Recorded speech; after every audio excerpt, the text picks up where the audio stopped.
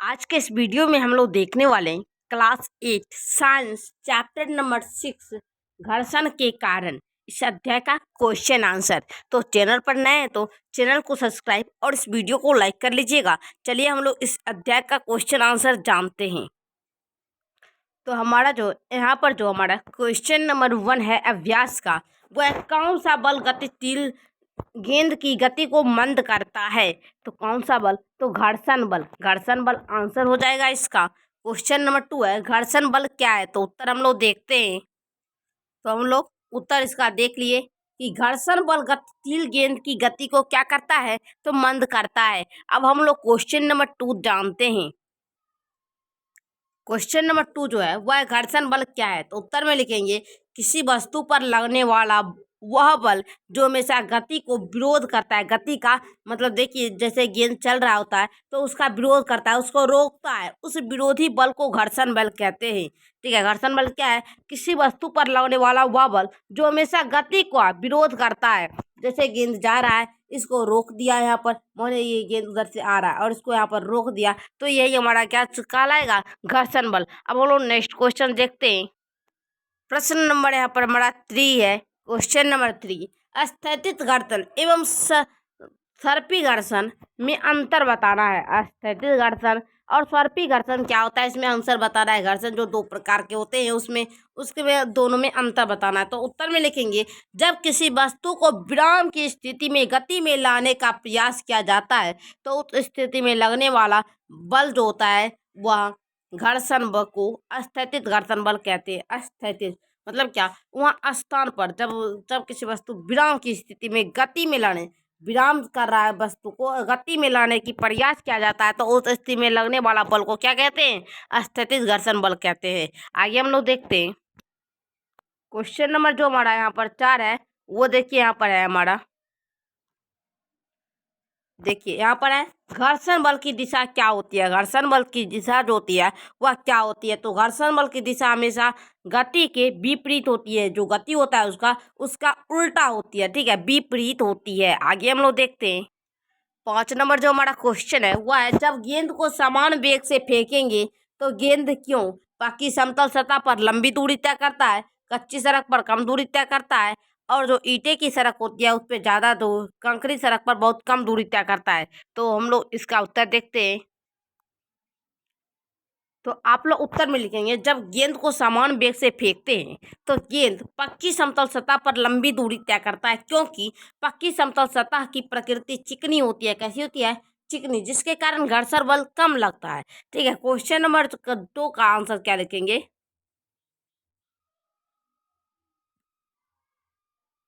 कच्ची सड़क पर गेंद कम दूरी तय करती है क्योंकि यहाँ घर्षण बल ज्यादा लगता है। घर्षण जो होता है, कच्ची सड़क होती है वह थोड़ा खंकर मतलब कंकर टाइप की होती है। पूरा समतल जो होता है पहले उस पर ज्यादा तो मतलब कम ही समय में ज्यादा दूरी तय करता है, और इसमें कम दूरी तय करता है क्योंकि इसमें कंकर होता है, कच्ची सड़क होती है। इसलिए यहाँ पर तीसरा का आंसर जो है कंकरीली सड़क की सतह काफी खरदरा होती है, मतलब उबड़ खाबड़ होती है, जिसके कारण यहाँ घर्षण बल बहुत अधिक कार्य करता है। परिणाम स्वरूप गेंद बहुत कम दूरी तय कर पाती है। ठीक है, जैसे मानिए कंकरीली, यहाँ पर मानिए ये सड़क है और यहाँ ऊंची है और यहाँ नीची है, यहाँ ऊंची है यहाँ नीची है, तो हम लोग यहाँ गेंद फेंकेंगे तो यहाँ पर जो हम गेंद यहाँ है ये आएगा तो यहाँ पर क्या होगा? टच होगा, तो ये ऊपर नहीं ऊपर जाएगा, फिर आएगा, फिर यहाँ टच होगा। इससे जो होता है बहुत कम दूरी तय कर पाती है। ठीक है, आगे हम लोग देखते हैं। प्रश्न संख्या यहाँ पर हमारा 6 है। जब एक वस्तु दूसरी वस्तु की सतह पर गति करती है तो कौन सा वस्तु घर्षण प्रदर्शित करेगी? निचली वस्तु की सतह, ऊपरी वस्तु की सतह, दोनों वस्तु की सतह? तो उत्तर में लिखेंगे दोनों वस्तु की सतह। क्या हो जाएगा हमारा? ऑप्शन नंबर 3 जो है ये हमारा राइट हो जाएगा। ऑप्शन नंबर 3 दोनों वस्तु की सतह।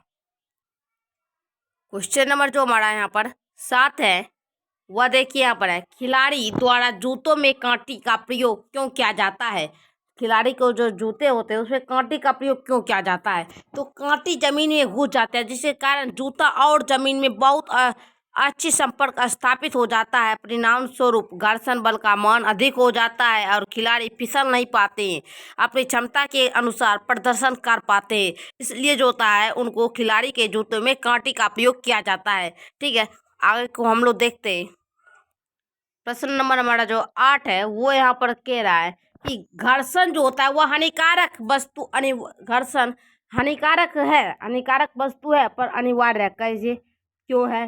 तो देखिए, घर्षण जो होता है वह कैसे हानिकारक है, क्योंकि जब हम कहीं पर से रगड़ द्वारा हमारा जो कपड़ा होता है वह भी खराब हो जाता है। लेकिन अनिवार्य है, क्योंकि सतहों के बीच घर्षण ऊर्जा का अपव्यय करते हैं। घर्षण के कारण वस्तुएं घिंच जाती है। कपड़ा, जूता, चाकू, पेंसिल, पेन, बॉल बेरिंग आदि घर्षण के कारण घिसकर खराब हो जाते हैं। मशीनों में घर्षण के कारण ऊर्जा का क्षय होता है, यानी कि हानि होता है।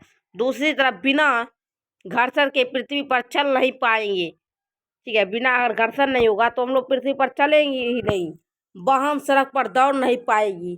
घर्षण के कारण ही वाहनों में गति संभव है। वाहनों की दिशा परिवर्तन में, कागज पर लिखने में इत्यादि ऐसे बहुत कार्य हैं जिसमें घर्षण सहायक होते हैं।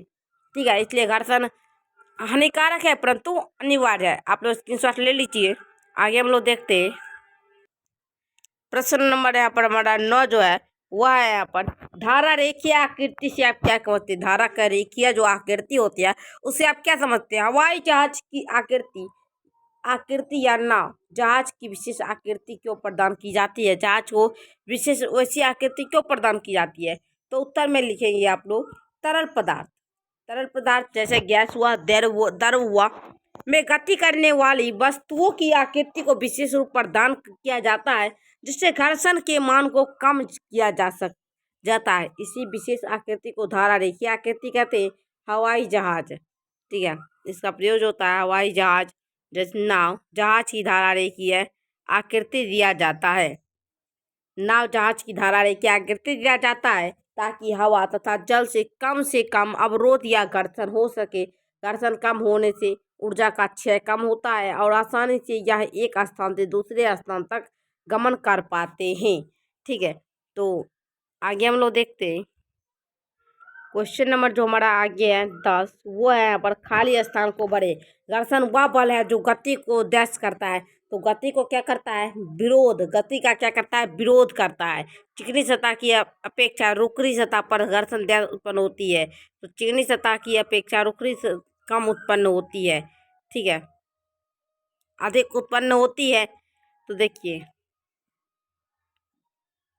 इस प्रकार यहाँ पर आप लोग को भरना है। यहाँ पर क्या हो जाएगा? दो में अधिक उत्पन्न होती है। ठीक है, चिकनी सतह से अपेक्षा रुखरी सतह पर घर्षण जो होता है वह अधिक उत्पन्न होता है, क्योंकि वहाँ पर ऊबड़ खाबड़ ज़्यादा होता है। इसलिए कैरम बोर्ड पर पाउडर के प्रयोग से घर्षण डैश हो जाता है, तो घर्षण कम हो जाता है। ठीक है, क्योंकि वह ज़्यादा फिसलता है। तरल घर्षण को डैश करते तो तरल घर्षण को ही हम लोग कर्षण बल भी कहते हैं। ठीक है, तरल घर्षण को ही कर्षण भी कहते हैं। हवाई जहाज की आकृति डैश होती है तो धारा रेखीय। अभी हमने देखा धारा रेखीय होती है। हवाई जहाज की आकृति कैसी होती है? धारा रेखीय। इस प्रकार आप लोग पांचों में भर लीजिएगा, स्क्रीनशॉट ले लीजिए। 11 नंबर जो हमारा क्वेश्चन है, नीचे दिए कथन में सत्य या असत्य बताना है। जब किसी गेंद को किक करते तो सदा के लिए लुढ़कती रहती है, तो ये हमारा गलत हो जाएगा। घर्षण के कारण उष्मा ऊर्जा उत्पन्न होती है, तो सही हो जाएगा। वस्तु के भार पर घर्षण का मान निर्भर करता है, तो सही हो जाएगा। संरेखक के प्रयोग से घर्षण का मान घट जाता है, तो सही हो जाएगा। इस प्रकार हमने पूरे चैप्टर का क्वेश्चन आंसर देख लिया। फिर हम लोग आगे की वीडियो में और आगे के क्वेश्चन आंसर देखेंगे। तो धन्यवाद, फिर मिलते हैं अगले वीडियो के साथ। तब तक के लिए धन्यवाद।